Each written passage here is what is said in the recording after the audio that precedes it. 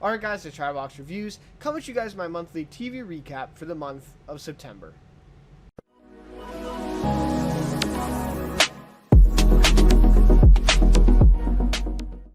Alright, so we're now in October, which means it's time to look back on the month of September, and I guess a little bit of October, right, because I'm a little bit behind here with this recap. I think we're about a week and a half into October here, right? So there'll definitely be, a couple things from the start of October. It'll basically be anything I watched between last recap, which was the end of August, and basically today, right? As of today, with this recap here for September. So I do have to say this month, probably the best of 2021 in terms of new shows that I've been watching.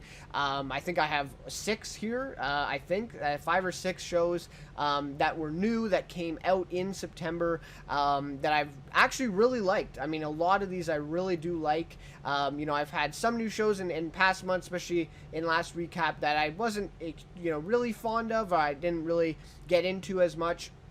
But this month, pretty much all of these were really great and really impressed me. So very happy about that stuff. And I'd love to hear what you guys watched in September and what you're watching now.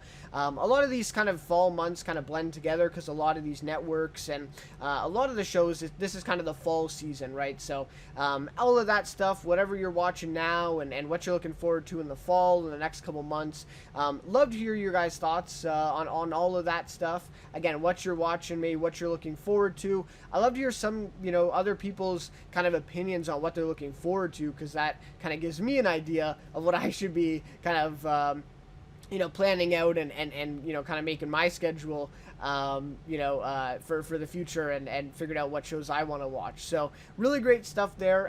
To hear your guys' thoughts on that, that would be great. And if you enjoyed this video, please leave a like and consider subscribing to the channel as well. Would really appreciate that. So for this one, we'll just kind of follow the same format as I have been for the recent recaps here. Just kind of going down one by one on each of the shows I watched this month. Kind of giving my thoughts. A couple of these I do plan on doing reviews, or I guess almost all of them actually. I plan on giving reviews, kind of full-length reviews, 20-30 minute videos. And so for a couple of them, I'll be a little bit more brief than others, just because I don't want to spoil all my thoughts, in here, and then, there's no point in watching the review. So, anyway, so we'll go down the list there one by one. So I have 8 total shows that I watched this month, 6 new ones and 2 kind of throwback ones, if you will, that I've just kind of been keeping on watching in the background. And so I'll kind of give my thoughts on a couple of those and where I'm at with those. So total episodes for this month was 59, which I was very proud of. In a single month, I think it's maybe about 35, 36 days for 59 episodes. I thought that was really great. I was kind of impressed with myself. And again, to be able to watch that many episodes and for it to come from kind of new shows as well, is something that I haven't really been able to do since maybe the start of 2020. So really great stuff. And 2022, I was even thinking about it just before we get into the kind of the list here. And maybe I'll talk about this as well towards the end when I talk about kind of some shows I'm looking forward to. But 2022, even just the first half of the year at this point, is it's tracking to be like one of the best ever that I can remember, in terms of TV shows, at least that I enjoy and that I'm really looking forward to coming back. So just really stoked for what's to come in the next few months here. Even just like January, February 2022, hopefully we'll see a lot of stuff. So really looking forward to that. And obviously the end of the year still has some gems here, it's looking like. So really looking forward to that. And like I said, I'll talk about more of that while we get to the end. Kind of looking forward to those shows that are coming up. So anyways, definitely stick around for that if you're interested. So, without any further ado, let's get into the list then of these 8 TV shows that I watched this month. Again, 59 episodes there in total. So, first off is Reservation Dogs Season 1. This one I watched 6 episodes of, which was the rest of Season 1. If I recall correctly, I had 2 episodes in the last recap, and I was really quite impressed by those 2 episodes. Now, actually finishing the season, I still think episode 1 and 2, those 2 are perhaps the strongest of the season, I would say. There are definitely some really good episodes within this kind of last chunk of 6. But I still think those first 2 episodes were maybe the best. Really, really funny, and just honestly really kind of blew me away from my expectations for the show. I didn't know that much about it. I knew Taika Waititi was attached, and I was kind of a little weary, though, that he wasn't really that involved, which actually turned out to be completely true. He was had very little involvement in the show at all. He got credit for writing the first episode, but really only got that credit because he didn't actually write much of that episode. He kind of pitched the show to FX and got the show for Sterling Harjo, who is the showrunner, the creator, and I believe he wrote, I think, 5 out of the 8 episodes. So very heavily involved in, he is, and directed some of them as well. And so Taika wasn't really that involved, and I was a little weary about that, that he's not involved. I wonder if these other guys, and especially Sterling Harjo, can kind of bring that up, as the rest of the season goes. And not to worry, that there was really nothing to worry about. For example, even just in episode 2, Taika's not attached at all, no involvement, and I think it's the best of the season. So really great stuff here from Res Dogs.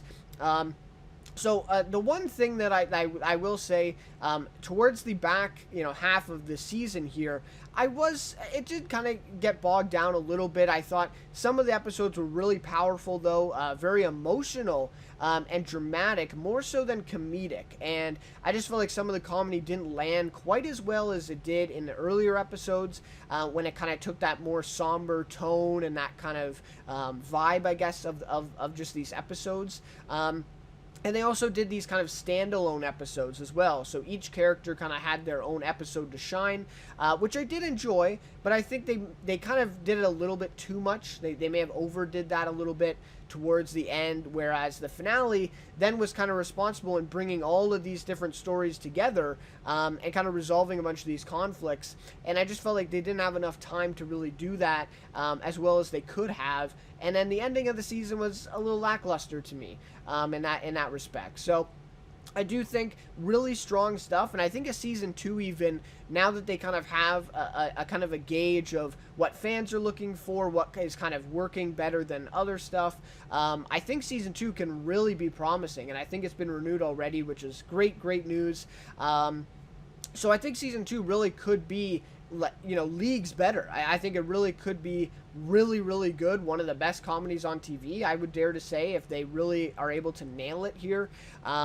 So yeah, really looking forward to a season 2. Hopefully next year that'll be coming. But yeah, just overall really pleasantly surprised by this show. I really like some of the actors as well. Devery Jacobs was the only one I knew going into it. From a couple other shows, very kind of small roles for her though, so it was good to see her in kind of this bigger kind of main character role, if you will. And a bunch of the other actors I didn't know at all. So that was really cool. Paulina Alexis is definitely on my radar now. She was absolutely incredible in the show, especially in her solo episode or her kind of standalone episode. She was great, and all the other cast members were great. I can't remember him now, but the actor who plays Cheese as well, absolutely fantastic, especially in episode 2 that he had. I thought it was one of the funniest sequences of the entire season. So really great stuff there for Res Dogs, and it's not really, a kind of typical show, right? I mean, the story is obviously portraying this kind of indigenous lifestyle, and of course this is something that you almost never see on TV, and especially you never see in a comedy, right? And especially you don't see in this kind of comedy where you have those emotional kind of episodes and those kind of somber moments that actually ring true, and that they do have a lot of authenticity there. It's just I'm just not sure that they balance the tone quite well enough to insert that kind of comedy every once in a while. And so that's where it kind of came down for me. But overall, really great show, and really happy I checked it out, and really happy I went through and finished the season this month. All right, so next up, which is actually, I kind of am starting to view these as kind of attached in some way is What We Do in the Shadows, right?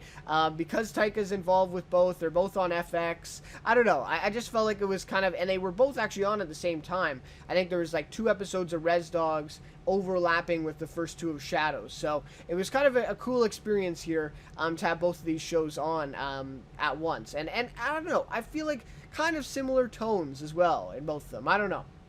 Maybe that's just me. But What We Do in the Shadows, Season 3, I'm 6 episodes in, so I think there's been 1 episode that I'm not caught up on yet, which is episode 7. 6 episodes in already, which is so sad, because it's like we're over halfway already, and it feels like the season just started. These 10 episodes of half an hour is just not enough for the show. It's unfortunate, it really is, because it's so good.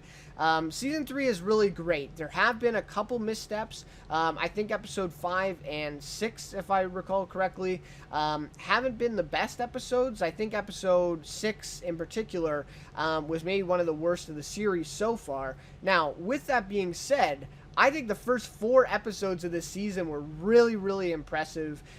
Specifically the episode The Casino, episode 4, I think it rivals The Trial for sure. On the Run from season 2, a fantastic episode. I think those are really the top 3. If you had to pick, top 3 episodes so far, The Casino is absolutely great. And they did kind of take some risks in that episode, trying a couple different things. The intro, for example, was actually done with like live footage instead of this kind of design for it. And they used kind of music in some different ways. Obviously a very different setting than what we're used to in What We Do in the Shadows. So just a really good job, I think, in that episode, them being at this casino in Atlantic City, right? Just a really, just an awesome idea and a really good concept. And it was also great to see Ada Turturro, of course, from Sopranos. She did a little guest spot in episode 3 titled Gale. That was an absolutely great episode as well. Really liked that one. And the premiere was really great too. I really liked that. Guillermo was kind of getting a little bit more focus as well this season. Really excellent stuff. So yeah, overall, really enjoying season 3 of Shadows. Like I said, the last couple episodes have been a little disappointing, but overall, I mean, it's just, I don't know how they would ever, disappoint me with this show. Even those episodes, those couple that I'm, kind of a little bit disappointed with, I suppose, there's still some really great moments in them, and moments that few shows would ever come close to, at least for me in terms of comedies right now on TV. So really excellent job for What We Do in the Shadows so far. Really looking forward to the next couple episodes, because we have some really good writers. Stephanie Robinson, the one who did one of my favorite episodes last season, On the Run, is doing, I think, episode 7 or 8. So really looking forward to that one, and kind of how this season wraps up. They haven't been doing much of a plot, not as much as season 2, I would say, so far. So I kind of expect that focus to kind of come in a little bit more towards the end of the season here. But yeah, it's going to be kind of sad that it's already over. And the way that FX does this is they release 2 episodes on the premiere night. So we'll only, kind of have the episode, or kind of have the season for 9 weeks. And that's what it is. So yeah, really looking forward to the rest of What We Do in the Shadows season 3. Really optimistic for this one, for how it's going to end. And I think it might even be better than season 1. I'm not sure about season 2 yet. I was really impressed by that one. But we'll have to see, where this one goes from here. Awesome stuff. Okay, so the next one then is American Crime Story Impeachment, or American Crime Story season 3. I guess it's kind of whichever one. So I've seen 5 episodes. I'm fully caught up with this. I think the next episode's coming either tomorrow or on Tuesday night for episode 6. So we're officially halfway through the 10-episode run, which just off the bat, 10 episodes for this season, I really am a little upset about. I really would have liked them to do maybe even 8 episodes. Obviously this is the same model as what they do with OJ in season 1. Season 2, they, I think, backed it up to 9 episodes. which I felt even that was a little too dragged out towards the end.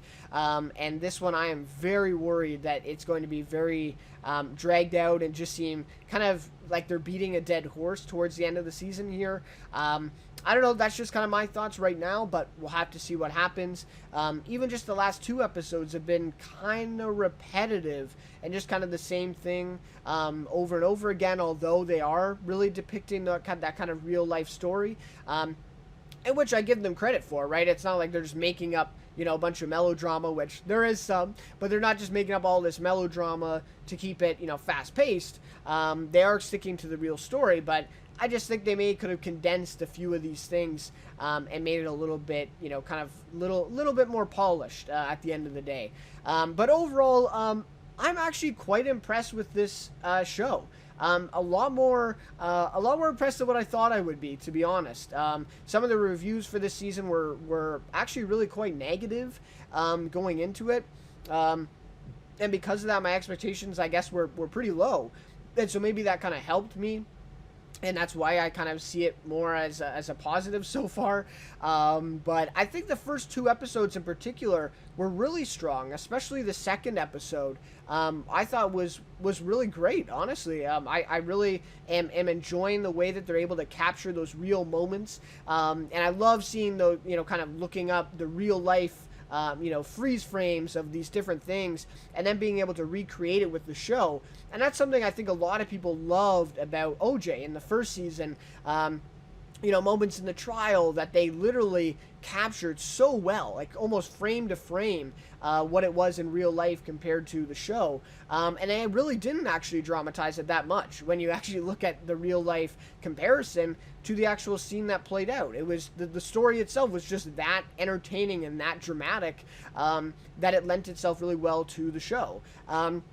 And I really think in the first few episodes, at least, they did that really well with this show as well, and kind of capturing those moments and staying true to what it was, what the reality was, and what actually happened, and not trying to kind of over dramatize things much. I thought they really did a good job with that. So I do recognize the cast as well, which was obviously one of the strongest things about OJ season 1, and that is definitely prominent here. Sarah Paulson is unrecognizable as Linda Tripp here as pretty much the main character. I mean, the whole story is about Monica Lewinsky and Bill Clinton, of course, with Bill Clinton getting impeachment. That's getting impeached. Sorry, that's kind of the title. That's the focus of the season.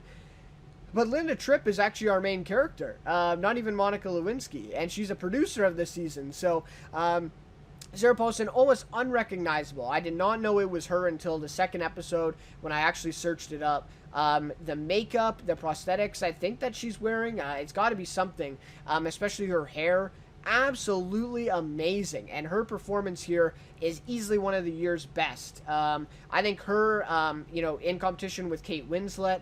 I know the Emmys, it's kind of a different conversation because she'll be in next year's Emmys, but just in terms of this year's competition, Kate Winslet and her are close for me. She is absolutely excellent, and I think Beanie Feldstein getting cast as Monica Lewinsky, I think a lot of people were a little skeptical of that, but I think it's working out really well. I'm really happy for her, just as an actress, to get this kind of role, first of all, and to see her being able to kind of portray that, and she is portraying a very specific angle to that character, but I think she's doing such a good job at it. Really, really good job at it so far for Beanie Feldstein. So really, really great to see that. And a lot of kind of dramatic moments, which is something that I haven't seen much from her yet. In Booksmart, a couple of those moments, but she's very, she's been very good at comedy so far. And so to see those moments has been really impressive to me. I really, really have kind of bought into that character. And yes, she is playing a very specific angle, right? That may or may not be completely realistic to some of the moments, in real life of what happened with Monica. But after all, she is a producer of the season, so you knew that was kind of coming, right? And this is something I feel like as well, is that my kind of expectations were a little tampered here, right? Like I feel, or tempered, sorry. I feel like I wasn't expecting all that much, and other people were, and that's why they're a little more disappointed, perhaps. That's just kind of where I stand. But yeah, Clive Owen is Bill Clinton as well. He doesn't exactly look like Bill Clinton that much, but his voice he nails, and just that presence that he has in scenes is just really remarkable. Really great stuff. Margot Martindale as well. Excellent job so far. So just overall, pretty impressed with this show.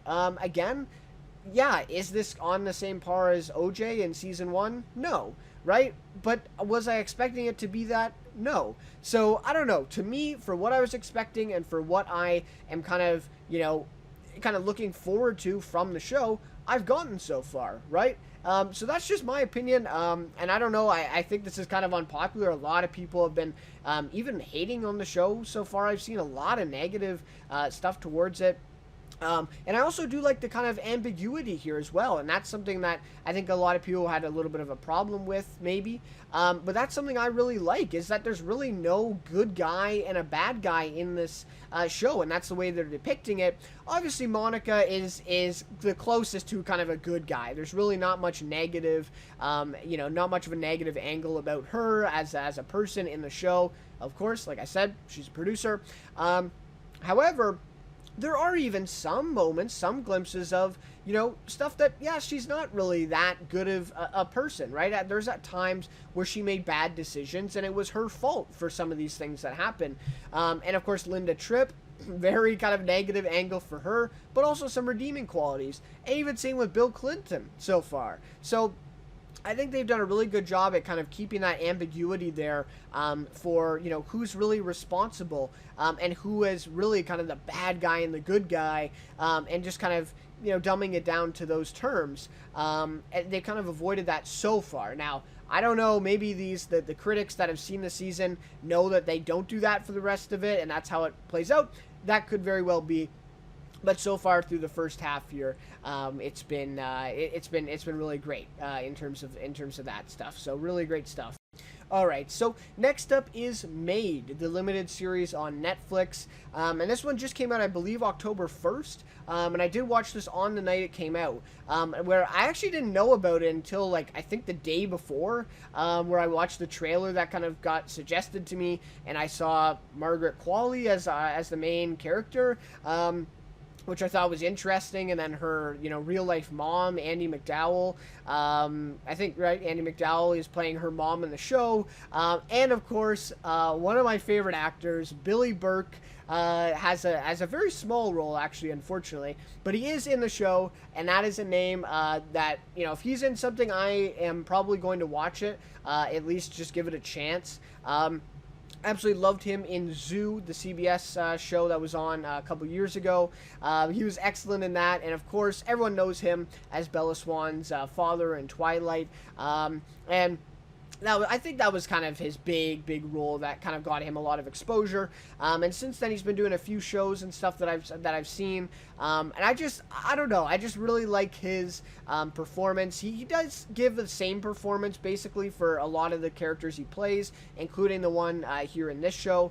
But I think he nails it. He nails that specific kind of way that he plays these characters. This kind of laid back, kind of pretends like he kind of doesn't care, kind of unenthused, kind of person just going through life, that kind of thing.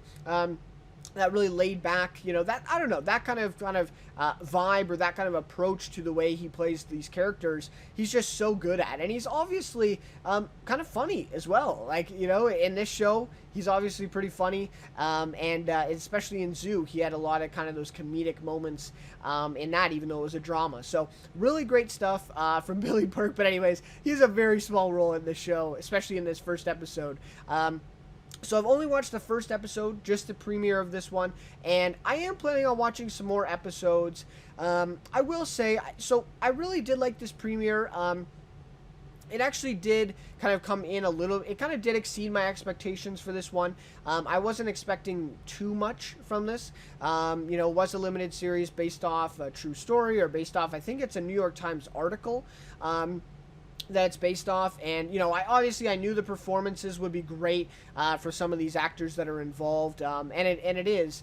But I don't know. I just it's not really a series that you want to binge either. Like, it's very, and this actually speaks to how well they did really with making it, especially the directing here. I would really recognize. And making it kind of this, honestly, kind of a depressing story, right? And really capturing that that kind of desperation and that anxiety. And they do such a really good job at that that it's almost kind of hard to watch more than just one episode at a time. At least that's kind of what I found about it. So just something to consider maybe if you haven't watched it. I'm sure this is, this is kind of the popular kind of thought behind it is, yeah, it was good, but it's kind of hard to watch at times. That's what I've seen a lot of other people say as well.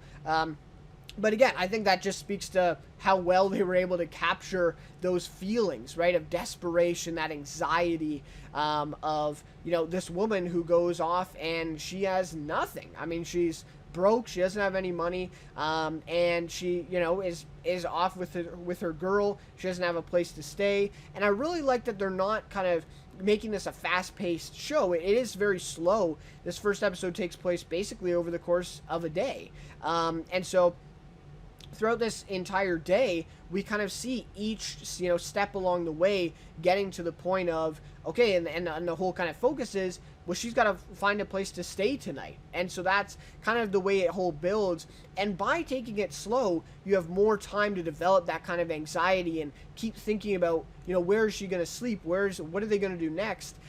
Where in if they did kind of a fast-paced thing of that, maybe you kind of lose sight of that as all these events are happening. So yeah, really good job, honestly, at capturing exactly what they were really trying to capture here. I will say there's maybe a little bit of melodrama in there. There's a specific scene. I believe it's in the trailer, maybe not, but I won't spoil it. But it is kind of a scene where something does happen, something very extreme happens to her and her daughter towards the end of the episode that I just thought was maybe a little melodramatic. It really kind of changed the whole outlook of the rest of the episode, and really the whole story, and made it a little bit more kind of desperate and more this anxiety than maybe what it had to be or maybe what it should have been. So there was a little bit of that in there, sprinkled in there. But overall, really impressed with this episode. Margaret Qualley, wow. She's been on my radar for a bit. Has that kind of small supporting role in Once Upon a Time in Hollywood, but really great in that kind of limited time. She was obviously really great in Fosse Verdun. Probably came in second in terms of supporting actresses in a limited series for that year for me. She was absolutely excellent in that, and obviously doing some dancing as well in that. So that versatility she really shows as well in here, with those kind of comedic moments and obviously those very emotional, dramatic moments as well.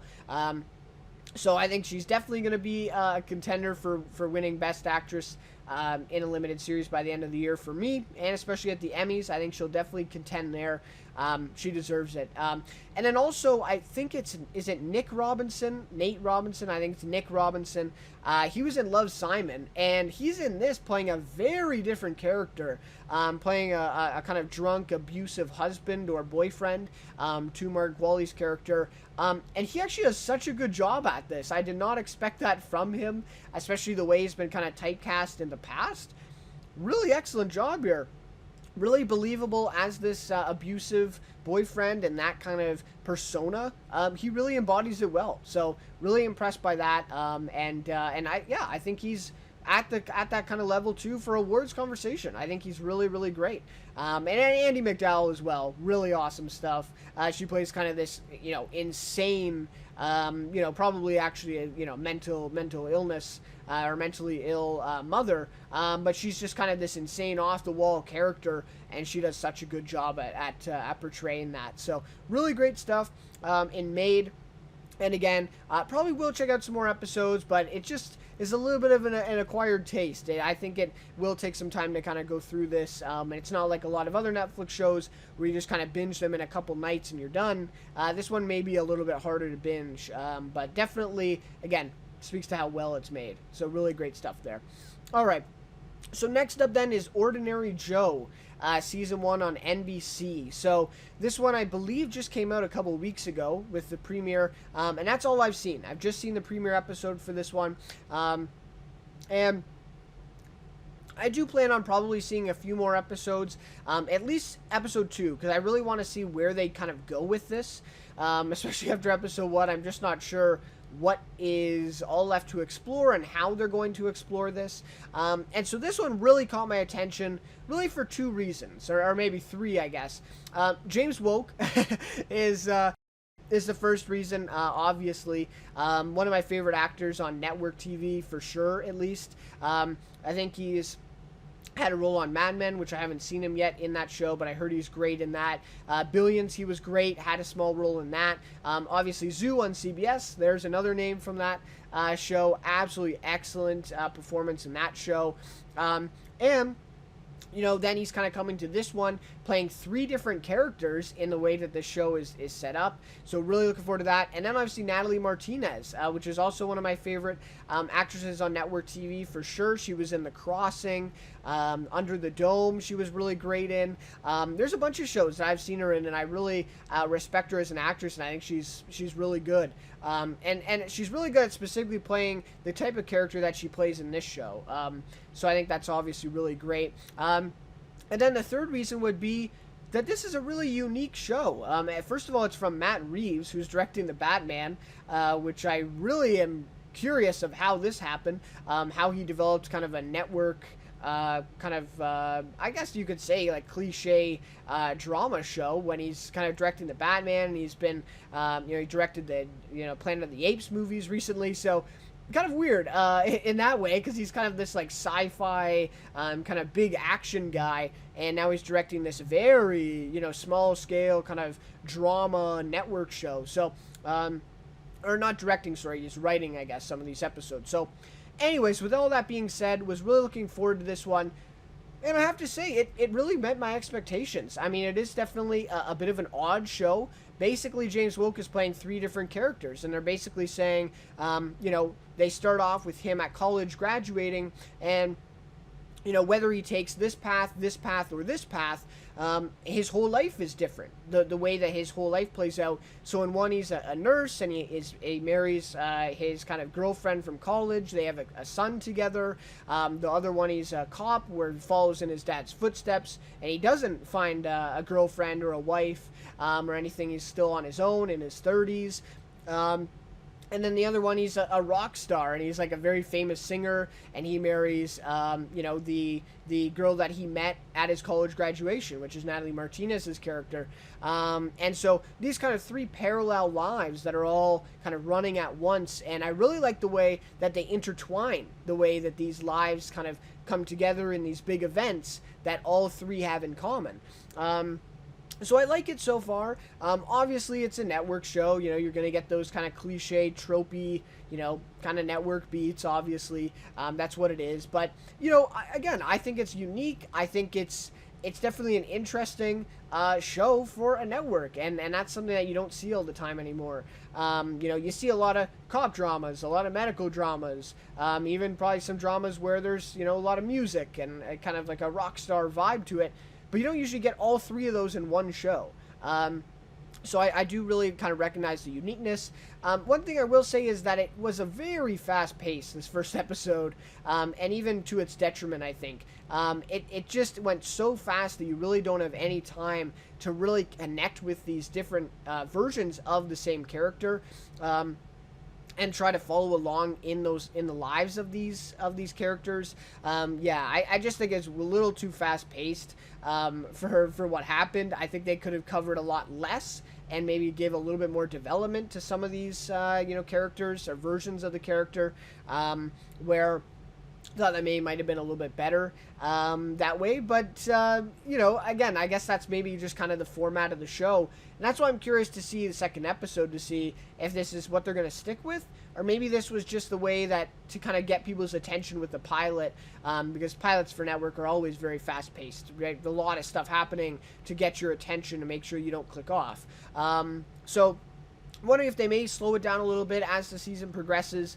We'll have to see what happens. I think there's only 9 episodes so far, unless they order the rest of the season. So we'll have to see what happens. The ratings are also not very high so far, which isn't too optimistic for the show. So we'll have to see what happens. But overall, yeah, met my expectations, I would say. Actually kind of impressed with it. It was unique, to say the very least. And I just wanted to watch it really to support James Woke and Natalie Martinez.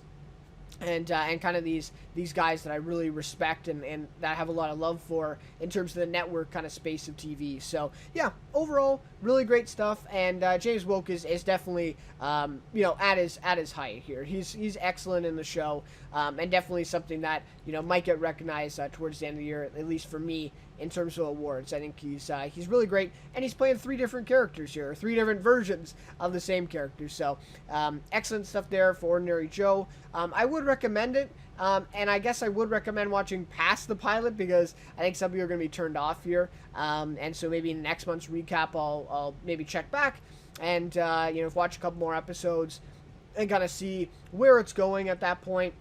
And if I really enjoy it, maybe watch the rest of the season. We'll have to see what happens.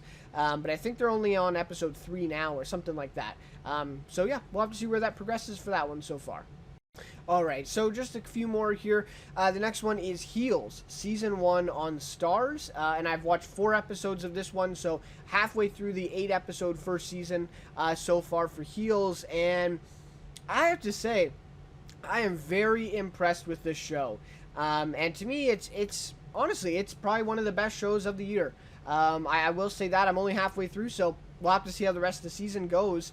But the way it's tracking right now, really, really excellent so far. And this is a show that I wasn't, really too, excited for, I guess. I definitely did see it. I knew about it. Obviously Stephen Amell is kind of headlining it. He's the star of it. And so obviously that's going to get some attention. The former, actor for Arrow, with the whole kind of Arrowverse and that whole thing on CW.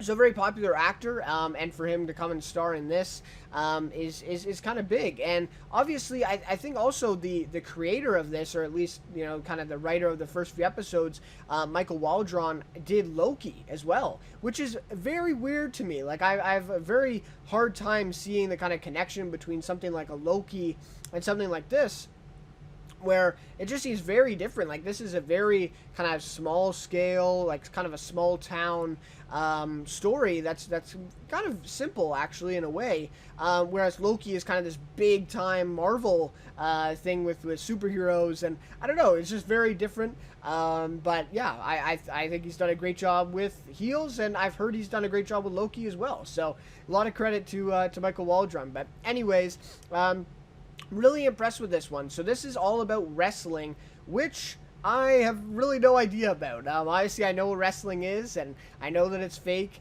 and all that stuff. But this show has really given me, kind of, or made me, I guess, have a little bit more respect for wrestling, and just kind of the whole world of that, of what that is, and what, especially kind of small time wrestling and what that is, and how these people are actually like working to get up to the rung, to climb the rungs of the ladder, to kind of get up to this kind of professional wrestling where they can make a living at it. And it really is this, it's like really any other sport in that way. And I also really like the way that they've kind of portrayed it as it's actually kind of like a creative environment, right? And writing the scripts for these fights, and planning them out, and making characters and all this stuff. And this is something I never even would have thought about with wrestling. And I'm sure, fans of wrestling, I know my kind of buddy Shane St. Laurent, who has a YouTube channel as well, does a lot of reviews, great stuff. And he's a big wrestling fan, I know, so he probably knew all this stuff and would recognize that. But me, as not as a wrestling fan, this is all stuff that I really picked up on through the show. And this is all to say that you really don't need to be a wrestling fan to enjoy the show. There's a lot of other stuff, kind of the family drama, and that kind of, I don't really like that, because family drama, to me at least, has such a negative connotation. It's like, oh, the network stuff is just like a family drama, whatever. But I think they actually do a really good job at the family drama, apart from the wrestling aspect of the show. And I would say even this kind of family drama stuff is actually probably more prominent than the actual wrestling that takes place. It's a lot of the stuff about behind the scenes and those relationships, and trying to get ready for the wrestling, and trying to get ready for the fights and the league and all the stuff that goes into that. So obviously, having said all this, I do want to make a review for the season. Hopefully in the next couple days, I'll finish off the season and I'm going to make a review for it. So I don't want to, really go in depth with this one as much as some other ones that I have so far. But yeah, just really impressed with this one. Stephen Amell, absolutely excellent so far in 4 episodes. Easily a contender for lead actor this year for me, I think. Alexander Ludwig as well from Vikings. Absolutely excellent. I think he's really great in this. As the kind of supporting character, as the brother to Stephen Amell's Jack. I think he's great. I think all the performances have been really great. Mary McCormack, which is great to see her get kind of this bigger role. She was on a comedy, The Kids Are All Right, I think in 2018 or 2017 on ABC, and I thought she was really underrated. I thought she was actually really funny in that, and this is more of a kind of dramatic role for her, but really like her in this as well. And then obviously, the standout here is Chris Bauer. I mean, man, this is just insane, the performance that he gives, at least so far, and I've heard that he has a bigger role as the season goes forward here, so really looking forward to that. If anything else, this show is worth watching just for Chris Bauer. As he plays this kind of off-the-wall veteran wrestler guy who's been out of it for years, and he is just wacky, like in this show. Very, like I said, off the wall, just kind of this crazed guy, and he does such a good job at it. Really liked him in The Deuce. That's, I think, where I got kind of introduced to him. I've seen him in a lot of other shows now, and a couple movies actually recently. He was in. I'm trying to think now, but he was in a pretty big movie recently, I think, that I saw him in. But anyways, he's absolutely great here, and definitely one of the best supporting performances I've seen this year. Absolutely excellent stuff. So, yeah, really looking forward to it. I've heard the finale, which just came out yesterday, I believe. It really great. Really well received by a lot of fans that I've seen. So really happy about that. Season 2, I'm not sure about that, unfortunately, because, I don't know. From what I've seen, the ratings haven't been that great. That haven't been that great at all, to be honest, for Starz. Though, obviously, they are taking into account those streaming numbers, which are a big, big part of what Starz and AMC and HBO now, all these places are really kind of taking those numbers into account in terms of renewal cancellation decisions. So we'll have to see.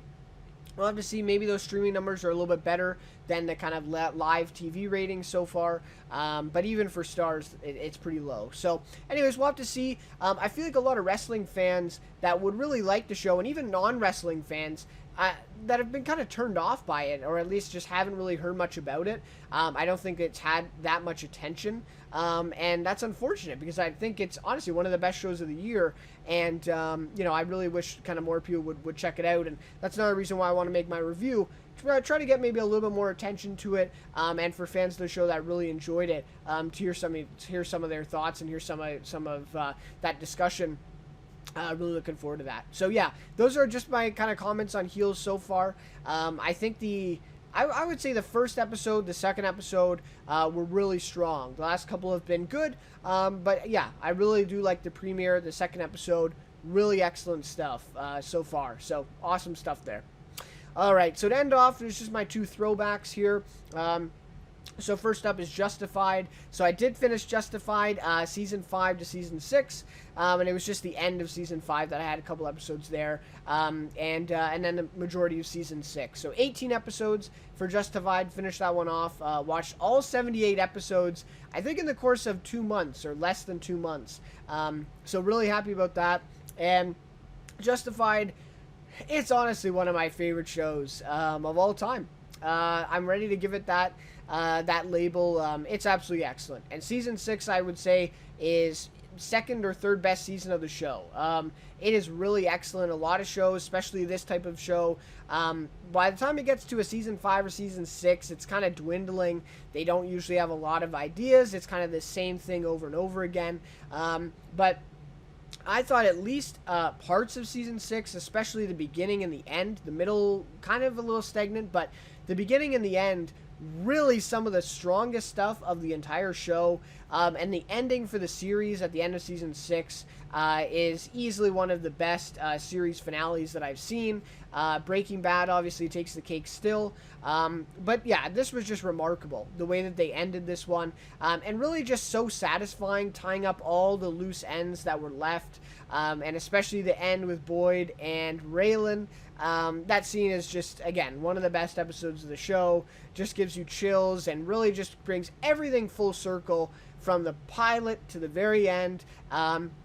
Such a good job by these writers to really come in and do such a good job with this last season, where again, I know a lot of other shows where the last season is just, it's on its last legs and it's like, okay, let's throw some things together and this is it. They really did a good job with season 6 and pulling it together. Really great stuff. Awesome. And Sam Elliott, oh my goodness. Love him in season 6.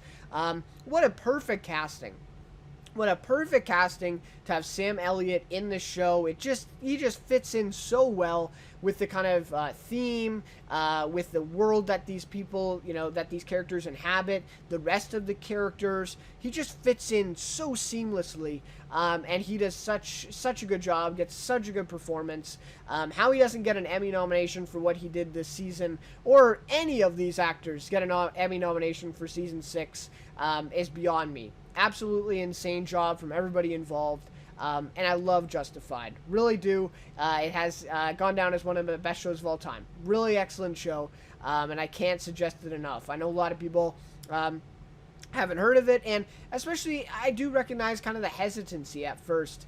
Because a lot of season 1 is kind of the network, kind of procedural stuff. But once you get past that, especially season 2, man, it is such a good show and so enjoyable at the same time. So really great stuff there from Justified, and really happy that I went and watched that for sure.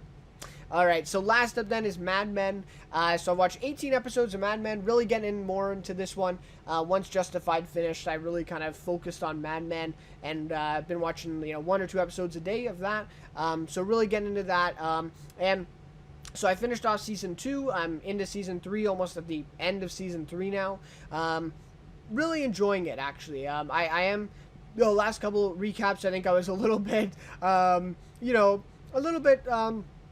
maybe, kind of reduced, I guess, in my reaction. It was kind of a lukewarm reaction. Like, some things were positive. Yeah, some things were negative. I'm not quite seeing what other people are with this show. And I still feel that way. It still hasn't reached kind of the peak of seeing this as like a best TV show of all time type of kind of level. Nonetheless, I am really liking it, and it is really growing on me. The end of season 3 has been really remarkable so far. Really like it.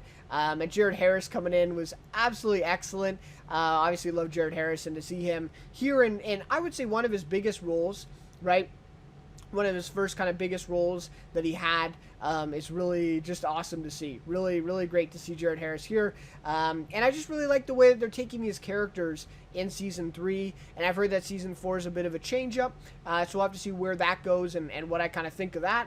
But we'll have to see. I have decided that I'm going to watch to the end of season 4, and then after that, kind of figure out if I want to keep watching or what I kind of think of the show overall at that point. But until then, I'm going to kind of reserve my opinions on it because I have heard that season 3, season 4 is kind of the peak. So we'll have to see kind of how season 3 finishes up here, and then get into season 4 and kind of see what I think of that and kind of gauge that. And then also I am planning on doing a top TV shows of all time video, or I guess series of videos. I'm not quite sure yet, but I do want to do that before the end of the year. And so this is something that I'm definitely looking into and watching Mad Men and Justified, and some of these are throwback ones that I haven't seen, and trying to kind of create kind of a true list, I guess, or a faithful list to what a lot of people kind of consider the best of all time, and just kind of share my thoughts on some of those shows, and give you kind of my kind of perspective on that. So looking forward to doing that, and looking forward especially to Mad Men, and how this one kind of progresses throughout the next couple seasons. So really great stuff there. All right, so that just about wraps it up then for all the TV shows I watched this month in September. And a little bit of October, I guess, in there. So really, honestly, overall, really impressed. Really impressed with a lot of these shows. Nothing too negative to say. A couple of them, yeah, I mean, there was obviously some problems, and I think they could be better. But overall, just really impressed with this month. Really enthusiastic about where TV is right now and where some of these new shows have come in. And then on that note, let's go to some of the shows that are coming out in October. Really looking forward to this as well. Some really great ones. So, first of all, I want to finish What We Do in the Shadows Season 3, American Crime Story, Impeachment, and Heels Season 1. So those 3 shows I'm going to finish up. They should all be done by the end of October for next month's recap. So then, kind of share my thoughts on the endings of all those, and kind of, check back for those. So those will be taking up quite a bit of time then for October. And then in terms of new shows that are coming out, we have The Sinner Season 4 coming October 13th, which I believe is a couple days away now. And so this one, The Sinner Season 1, was obviously one of the first series I think I covered on the channel. And really awesome. Really love that season. Jessica Biel, still one of the best performances I've ever seen on TV, I would say. She's absolutely insane in that Season 1. And Bill Pullman, equally great. Maybe not equally great, but he's really fantastic. And he's been great in Season 2. Season 3, I think I only watched the first episode of. Really was looking forward to it with Matt Bomer, however you pronounce that. Of course, White Collar fame. Love that show. Love him in that. But I really didn't kind of connect to that story as much. I guess I shouldn't say I didn't connect to it, because I didn't really connect to any of these. But I don't know. I just wasn't really as interested in kind of the way that they were going about the season. I also thought it was just a little bit cliche. I think the writing was just not at the same level as the other couple seasons that came before that. And I've seen some people even say Season 2 was better than Season 1, which I disagree with, but I certainly can see that. I think, Season 2 is really on that level, but I think Season 3 was definitely a step down in that. But having said all that, I am looking forward to Sinner Season 4, seeing what comes, and I think this has been announced as the final season, I believe.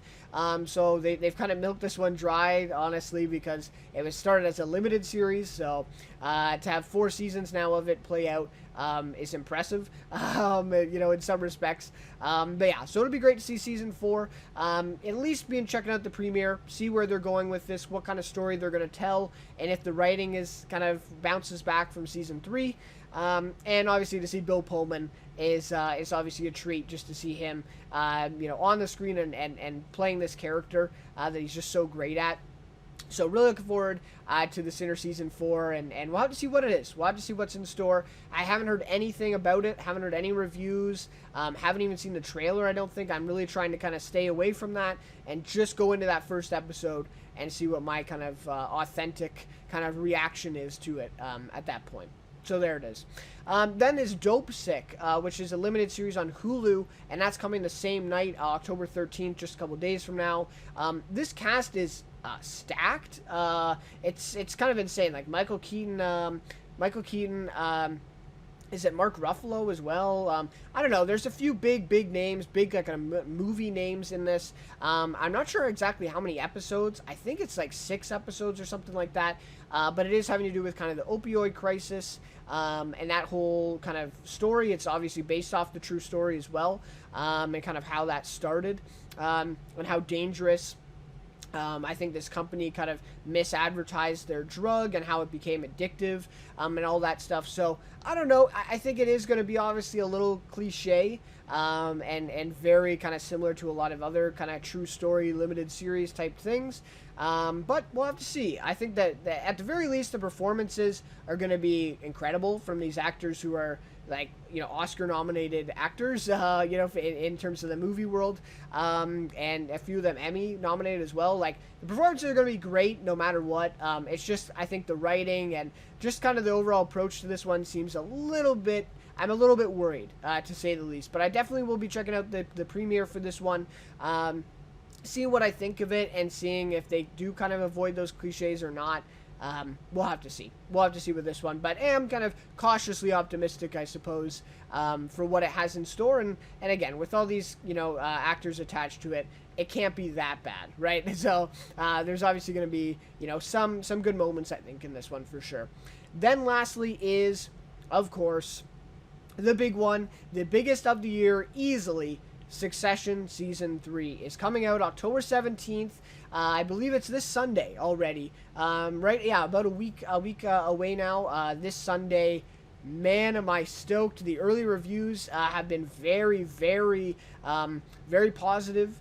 Some people even saying it's better than Season 2, which I'm a little bit, I don't know. I'm not sure that I quite believe that yet, because Season 2 was on another level. If they somehow surpass Season 2, I don't know. Now we're in the conversation of, like, best TV show of all time. I mean, it's going to be remarkable if that is the case. Even if it's just on the same level as Season 2, I will be very, very happy. So really looking forward, of course, to Succession. That and Better Call Saul are probably two of my favorite shows on the air right now. And so, yeah, really looking forward to it, and definitely going to be having reviews for Succession on the channel. So definitely, looking forward to that as well. Getting back to that and really getting into this season. Really, really looking forward to it. So, anyways, that'll just about do it then for this one, for this kind of recap of September and look ahead to October and some of the shows that are coming up in the next few weeks. Love to hear your guys' thoughts once again. What you've been watching, what you're looking forward to, and all that kind of stuff. Really looking forward to hearing what you guys think of that. And maybe you guys give me some other shows that I should check out, and exploring some other ones for next week, and also a couple reviews that I want to do for a couple of these shows in the next couple of weeks as well. So definitely look out for those as well. But anyways, with all that being said, thank you guys so much for watching this one, yeah, really look forward to the next month. Hopefully the next recap I'll have a lot of new things to talk about, and we'll definitely get back to those. But anyways, once again, thank you so much for watching this one, and we'll see you then in my next recap for the month of October. On this lonely road, trying to make it home, doing it by my lonesome, pissed off, who wants some? I'm fighting for my soul.